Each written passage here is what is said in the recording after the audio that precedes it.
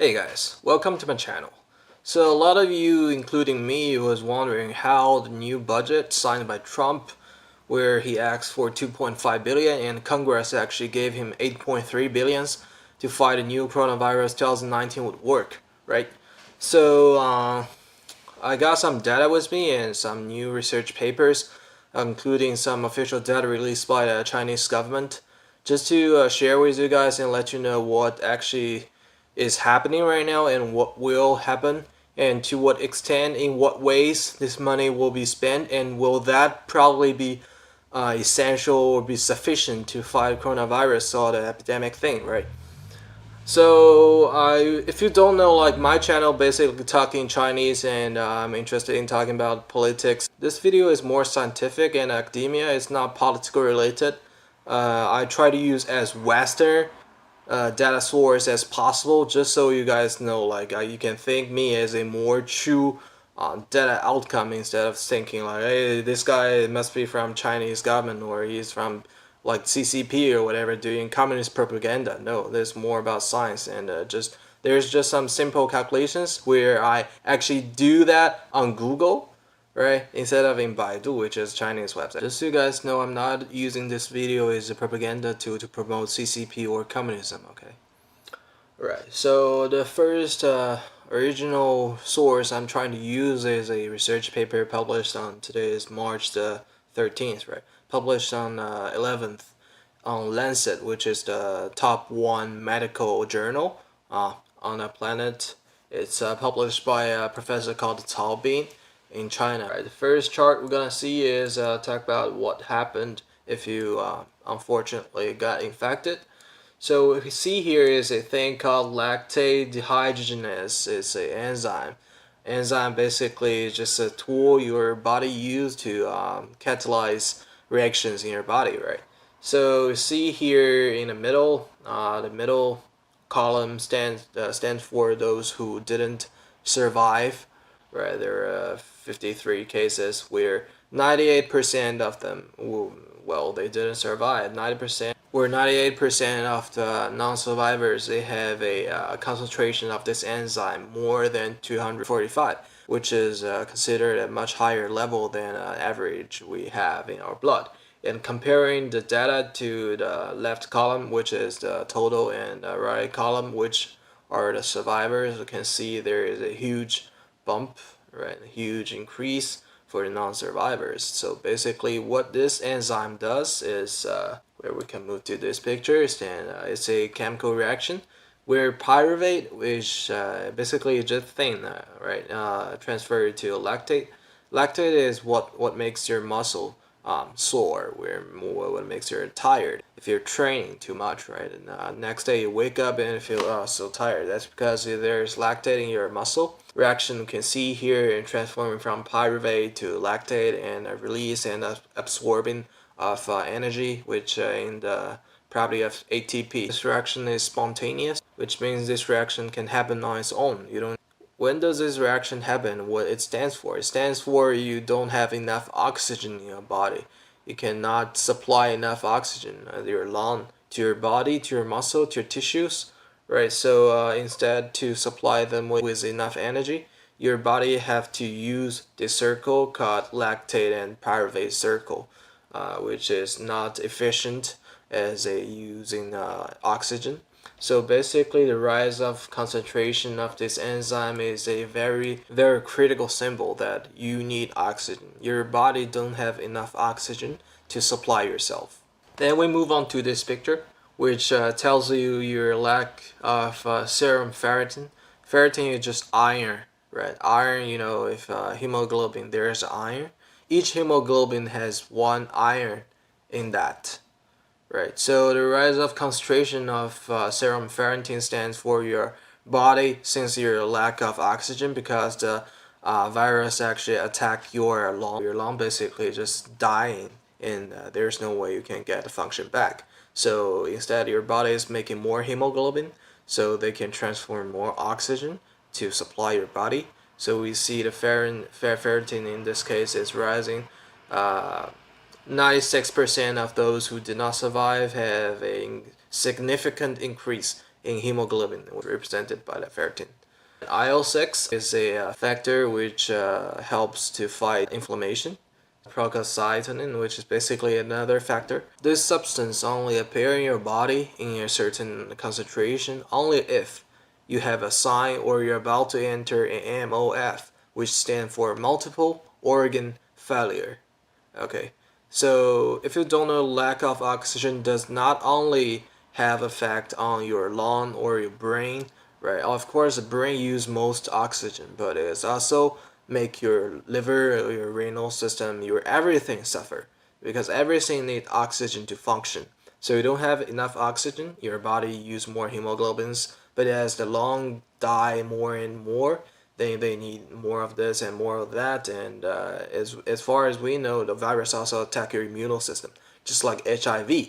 So for late stage patients, they not only have symptom of lack of oxygen, they cannot breathe, they cannot eat, they also have very severe inflammation all over their body, and they have multiple organ failure. As a matter of fact, according to late study, one major cause of death in this whole epidemic and coronavirus infection is not actually you suffer from suffocation, right? It's the heart dysfunction due to suffocate. So your heart doesn't work because it got no oxygen basically. So what happened is after your lung completely dysfunction, you have to use a thing called ECMO, which is a basically artificial lung, where your circulation of oxygen, they pump oxygen into this thing, and this thing called ECMO functions like your second, so they can give your actual heart some time to repair itself. But if that doesn't work, then you're gonna go. Basically, that's it. So what that tells us is even though we believe it caused a major problem and damage to your lung, but actually it also hurt a lot more than that, including your renal system, your heart. The virus itself is not actually just attacking your lung, but also attacking the immune system. That's first. And second thing, it caused major lack of oxygen, which leads to multiple organ failure, which is not treatable. Even in US, even any high-end like research institutions, is basically you have to cure everything in your body. It's impossible. This picture, we see basically 30% of the people who are hospitalized, they're gonna require some kind of help to breathe, either invasive or not invasive. So by invasive, they mean like to cut here, right? So you cannot talk, right? They put a pipe and just stab that into your lung or something, so your lung can get more oxygen to compensate for loss of function. 30% of the patients hospitalized, they need some help in breathing oxygen, which will cause massive amount of treatment fees. I'm gonna talk about in later pictures. But by the way, if you don't know that, the guideline for who can go out of hospital right now in China is defined by the government right now. Basically, they require you not have fever for 3 days, and they check your CT and they find like your lung is getting better. There's almost like no infections, you can see on the graph. The paper also shows it takes average 20 days for your body to detox, or they call it shredding, right? Shredding of the virus, it takes average 20 days. So if you're infected and after you're diagnosed, then it takes about 20 days. The whole period of the treatment could be up to like 40 days or 30 days at least. Building upon that, we're moving to this picture, which shows how much time on average they have to be hospitalized, and that turns out to be 12 days at least. You can see there's upper numbers and low numbers, but average is 12 days in ICU. It's not in like normal like rooms. You have to spend time in ICU, which means like it generally goes quite bad. Why that's important is basically we're gonna use that data to estimate the treatment cost if someone is infected and needs to be hospitalized. Article published 2012 talking about how the treatment fees differentiated from those who have H1N1 and those flu patients who do not have H1N1, and based on their data we can see here 840 divided by 133 is about 6.2 days, so about a week they spend in hospital. Cost is 610K in euro. If we go back to this picture, we see this average time you spend in ICU if you have coronavirus, it's 12 days. At least we're gonna multiply this number by 2, and that number goes up to 1.2 million in euros, which converts to 1.35 million US dollars. I just want to tell you guys, if you mistreat a coronavirus patient just like he have H1N1, then probably he's gonna die. You're gonna probably be arrested and put into jail, because that doesn't work, right? We just said like it's different from normal flu virus, right? It not only attack your lung, causing lack of oxygen, but also attack your immune system, causing like whole body inflammation and multiple organ failure. So it needs unique treatment.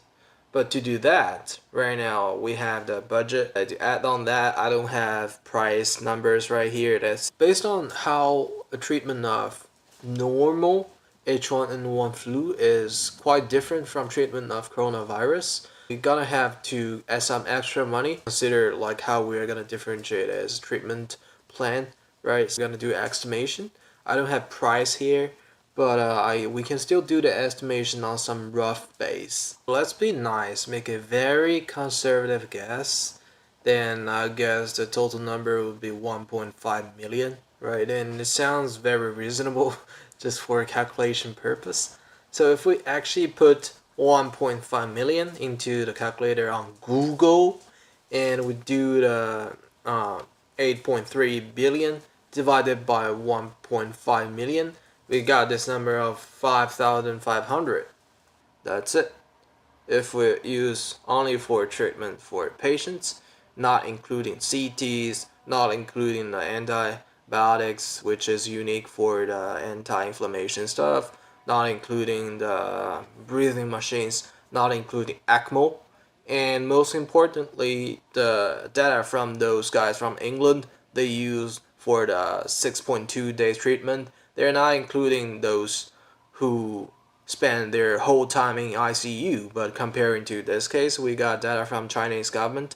12 days is average day spent in ICU, and they didn't provide data how much time they're gonna spend in general hospital rooms.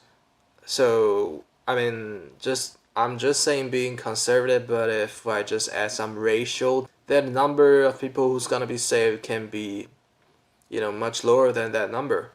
But if you do the simpler math, 8.3b divided by 330 million, which is the population, basically resulted just like 25 or 26 bucks. So if we consider like one single mask on Amazon right now, I'm not even seeing N95 or those like breeze filters like what they use in PUBG or those video games where actually military use. Just normal like blue, very thin, seems like not gonna be useful at all on max. You can probably just buy like 10 or stuff. That's all what government is now supplying its citizens. Does that help? Yes, absolutely it will help. Anything would help to fight the coronavirus, right? But will that be enough? Absolutely not. Chinese government did is it covered all the fees of those who were infected, starting from testing, treatment, hospitalization, their medical spend of their drugs, the syringe and everything, and they spend their spend of hiring hospitals like doctors and nurses to treat them. Everything covered by the government, by the state. So the initial motivation of making this video is just to solve my own curiosity. I really want to know like how this policy would help to fight coronavirus. Is a foreigner, is Chinese guy. I can tell you guys the Chinese government assigned much more subsidies and special funds and budget to help fight coronavirus. 80 B in US dollars, which is like 10 times higher than what Congress just gave Trump right now. If you actually go check the video where Trump signed the budget, right? He was like, oh, I only asked for 2.5 and this guy's gave me 8.3. And apparently on his facial expression, it looks like he think this thing is very generous and not necessary or stuff. But yeah, I'm not gonna make judgment, but I just hope you guys know what's happening right now. what's happening right now. But judge on the spend of this, I think even like the government cover everything. The calculation I just did is if government is cover everything, right? It only saved like 5,000 people in hospital, but if there's no copay and you have to pay like let's say 10% or something, then they probably can save more like 6,000 up to 7,000. That's the best case, because even divided by 10 is still a lot, right? Extra information is I want to share with you guys a survey did by CNBC, not by me, right? It's by for Western, data source, just so you guys know what average economic situation like Americans are in. Yeah, that's their money right there. Average saving is like 20 something K. It's not enough to cover. Even government is paying, let's say 90% of the treatment fee of the infection and treatment, then even though average family cannot afford that. But this one is median saving across all households. So what if like I go to this one with savings, because 30% of the US families do not have any savings. Okay, this is by CNN, it's not by me. CNN, aka Chinese Negative News, I think whatever they post is considerably very reliable by you guys. So if I select this one criteria, median saving among households with savings, then this goes up to like 100K, which is okay. So baby boomers born before 1964, they have enough money to survive the medical bill under a circumstance where government gonna cover 90% of the treatment fee. Okay, to sum up, every estimation made in this video is based on a very conservative perspective. Every single piece of information or data is either from very scientific and academia, like this research paper from Lancet. Again, I just want to try to re-emphasize that I'm in no place to make judgment or make suggestions on US policy. And I think 80% probability YouTube gonna limit volume of people who sees this video, and I'm gonna probably get zero revenue from ads, because I talk about coronavirus and all this thing people don't want to know, right? Don't cause like public panicking or stuff. Yeah, basically that's it. And I don't even expect you guys to subscribe my channel. 99.5% of time I'm talking in Mandarin about Chinese politics. So I don't know, like if you guys think this is helpful, at least like you can push the like button, so I know like you guys feel this very helpful and you know something from that. I just feel like obligated to do this. Okay.